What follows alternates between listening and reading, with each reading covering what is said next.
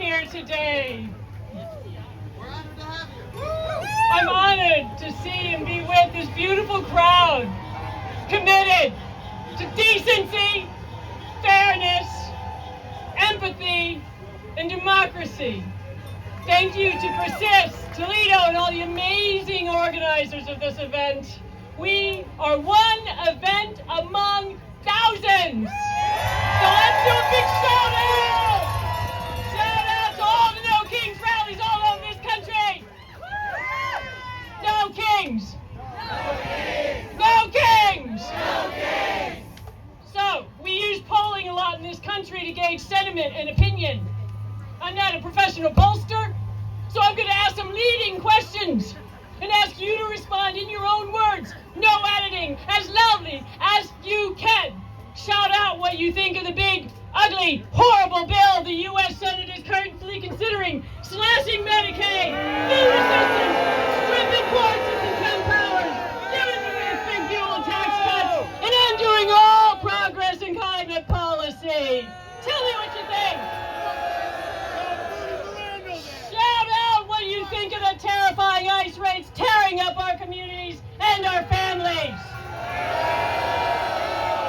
What do you think about the grifting, resentful, self-absorbed, nasty family of Trump? And what I'm here to talk about, what about all those attacks on public education, K through 12 and higher ed? I've been asked to talk about SB 1. What do you think about the law, SB 1? Sign the petition. Be a collector. Get on it. I'll sign it. Here in Ohio and many other states, we are standing up against the cookie-cutter legislation written by the National Association of So-Called Scholars. I first encountered NAS members on campuses in the 1990s. They moaned and they griped about what was then called multicultural initiatives in the curriculum and research. NAS then consisted of faculty members on campuses trying desperately to stay the center of attention. They could not bear the idea of their subversion of civilization, red patriarchy, exploitation, white supremacist imperialism, had to stand up against what scholars of slavery, colonization, gender, sexuality, and social justice were bringing to the table. The resentment and the sense of grievance has only grown, as they definitely no longer are the center of attention and must actually make arguments as to the value of their perspectives. They can't assume truth with a capital T anymore. Rather than continuing to whine and gripe on campuses, they're now using the coercive power of the state to get their way. They wrote a model bill and handed it out to their friends in red state legislatures. So now, Ohio is facing down a version of this cookie-cutter bill that uses the coercive power of the state to bend universities, faculty, students, staff, and administrators to their will. They are using fear and threat rather than argument and persuasion. SB 1 tells us what to teach about American history and government. It strips faculty as workers of fundamental rights. Bullshit! It slashes programs students fought for and faculty worked for decades to develop.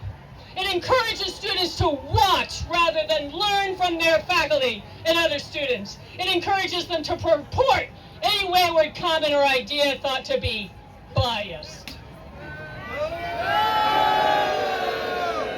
SB 1 tries to turn public institutions of higher education into pawns of a far-right ideological agenda.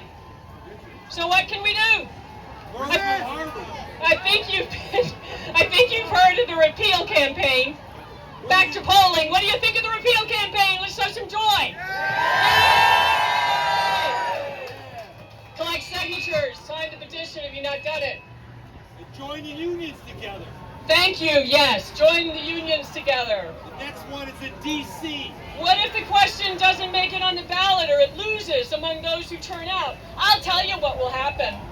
SB 1 will not turn universities into pawns of the right-wing extremist culture warriors. It will turn them into spaces of fear and distrust and active struggles for basic rights, for free speech and academic freedom. The only and best way to deal with SB 1 right now is to repeal SB 1.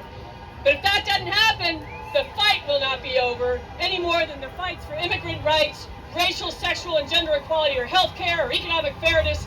None of those fights will end. I'll be honest. Many days I'm not sure the arc of the moral universe bends towards justice anymore. And with you, many hearts are breaking. My mind spins at the onslaught of cruelty mixed with incompetence, and it threatens to overwhelm our public life.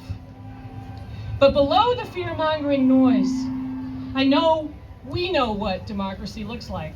Right. We know what democracy feels like. Yes. And I know deep down that we shall overcome with this movement and build an even better world. Three things to do. Stay informed, look for trusted news services, read long-form commentary. I'm a professor, I have to tell you that. Understand the information, and information without context is nothing. Act, call an elected official of any kind any day. Tell them what you think about something they're legislating on. Send messages of support to judges. Send all the money you can to the ACLU. Volunteer to canvass. Call an ICE office and tell them what you think about what ICE is doing. And organize like the beautiful people who did this for us today and with us today. Don't reinvent the wheel. Find an organization, Persist Toledo, Planned Parenthood, Indivisible, the ACLU, prison reform, abolition movements, refugee support networks, gender equity and fairness organizations. Join and be creative. Find joy in learning, acting, organizing. So one more poll. Everyone shout out about what they love best about being here at the Promenade Park together in this beautiful Toledo weather.